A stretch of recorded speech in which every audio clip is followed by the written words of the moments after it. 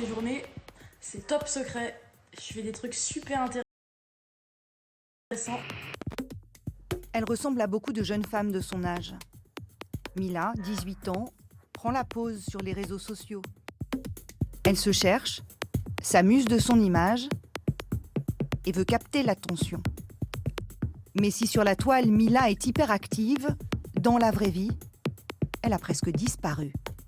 Elle est protégée, sous protection permanente, comme le sont les journalistes de Charlie Hebdo. Et sa vie a basculé dans autre chose. Et ça ne sera plus jamais la même. C'est stratosphérique, c'est le ciel qui lui est tombé sur la tête. Je déteste la religion. Le Coran est une religion de haine. Il n'y a que de la haine là-dedans. L'islam, c'est ce que j'en pense, moi. Je dis ce que je pense, putain. Mila n'a que 16 ans lorsqu'elle enregistre cette vidéo dans laquelle elle tient des propos virulents à l'encontre de l'islam. Immédiatement, la séquence est virale. Et aux yeux de certains musulmans radicaux, elle devient la femme à abattre. C'est ce que nous confirme Jérémy, un converti salafiste. Mila, si elle n'était pas sous protection, évidemment qu'elle serait déjà morte. Et plus vite que Samuel Paty après ce qu'il a dit, sûrement. Et si quelqu'un s'en prenait à Mila, vous le condamneriez ? Oui, je vais dire, il n'aurait pas dû faire ça, mais ça ne change rien que ce qu'elle a dit. Je dis pas... Elle a cherché les problèmes, je veux dire, en fait, en soi. Des propos glaçants. C'est une vie sous la menace. Mila est placée sous la vigilance du SDLP, le service de la protection de la police nationale. Aujourd'hui, Mila vit une vie complètement cloîtrée. Elle est protégée 24 heures sur 24, jour et nuit, par plusieurs officiers de sécurité. Lorsqu'elle se déplace, elle ne peut pas improviser une sortie. D'ailleurs, les commissariats les plus proches, à chaque fois, sont avertis de sa venue. Aujourd'hui, Mila ne vit absolument pas la vie d'une adolescente ordinaire de 18 ans. Mila a déménagé et vit désormais seule dans un petit appartement dont l'adresse est tenue secrète. Elle a donc dû quitter son lycée et poursuit ses études à distance. Elle n'est plus scolarisée, elle prépare son bac par correspondance avec le CNED, le Centre national d'enseignement à distance, et elle n'a pas remis les pieds dans un établissement depuis son exclusion de ce lycée militaire. Mais dans ce contexte, quel avenir pour la jeune femme ? Qui pour l'embaucher tant qu'elle porte cette menace ? Mila se confiait chez nos confrères de la radio RMC. Honnêtement, après tout ce que j'ai pu vivre par rapport au scolaire et par rapport à cette histoire et les deux qui se mélangent, j'ai plus la force ni l'envie de faire des études. Et j'ai plus la force de valider un bac. Et j'ai beaucoup de mal déjà aussi par rapport à tout ce qui est scolaire aussi, du monde, des gens. Parce que j'ai du mal à me retrouver dans un endroit maintenant avec beaucoup de personnes autour de moi. Malgré tout, Mila a quelques proches avec lesquels elle entretient une petite vie sociale. Elle a des amis, comme tout le monde en soi. Elle fait du shopping, elle va boire des verres. Floriane Bouget a aussi 18 ans. Toutes deux se sont rencontrées sur Internet. Et pour elle, Mila n'est pas seulement l'adolescente provocatrice et délurée qu'on décrit sur les réseaux sociaux.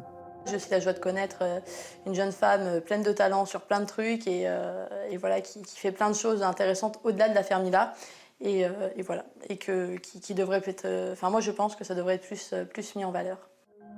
Mais approcher Mila n'est pas sans risque. Parce qu'elle a voulu la défendre, Floriane est à son tour cyberharcelée. Ne bénéficiant pas de protection, elle a dû adapter son quotidien. J'essaye de varier mes trajets. J'ai un système de vidéosurveillance chez moi. Voilà, j'essaye vraiment, voilà, je rentre plus tard le soir ou toute seule, voilà, j'essaye vraiment d'éviter ce genre de truc, alors que voilà, c'est quelque chose qu'avant je faisais sans trop me poser de questions. Les mois sont passés, mais pour Mila, la menace ne s'efface pas. Depuis janvier 2020, elle a reçu plus de 100 000 messages haineux. À Angers, un homme de 23 ans a été condamné à 3 ans de prison, dont 18 mois fermes, pour avoir posté sur Facebook des vidéos explicites. 99% des menaces sont virtuelles. Cachées derrière des pseudonymes, les agresseurs sont encore difficiles à débusquer. Mais le profil de ceux identifiés est parfois surprenant. Ce qu'il ressort de leur profil et de la procédure, c'est que ce ne sont pas des fichés S, ce ne sont pas des islamistes radicaux, ce ne sont pas des militants extrêmes, ce sont pour la plupart des jeunes, entre 18 et 29 ans. Ce sont des gens un peu comme vous et moi, plutôt socialement bien intégrés. Un emballement qui saisit de jeunes hommes, mais aussi des femmes. Naïcita C, 18 ans, est musulmane très pratiquante. Voici le message qu'elle a envoyé. Va bien te faire fourrer, sombre. Je te souhaite de mourir de la façon la plus atroce qui puisse exister. Et si jamais ça tarde, je m'en chargerai moi-même. Je me ferai un réel plaisir de lacérer ton corps avec mon plus beau couteau et d'aller laisser pourrir ton corps dans un bois. Aujourd'hui, elle dit regretter son message et présente ses excuses. Lorraine G, elle, n'est pas musulmane et pourtant, elle dit souhaiter que quelqu'un lui broie le crâne. Elle parlait mal de leur Dieu. J'ai évacué ma colère. Je me sens mal d'avoir dit ça. Je regrette d'avoir parlé comme ça, je n'aurais pas dû. Une menace qui parfois est physique et fait irruption dans la vie de Mila. En août dernier, alors qu'elle est en voyage linguistique à Malte, elle se fait agresser par un homme.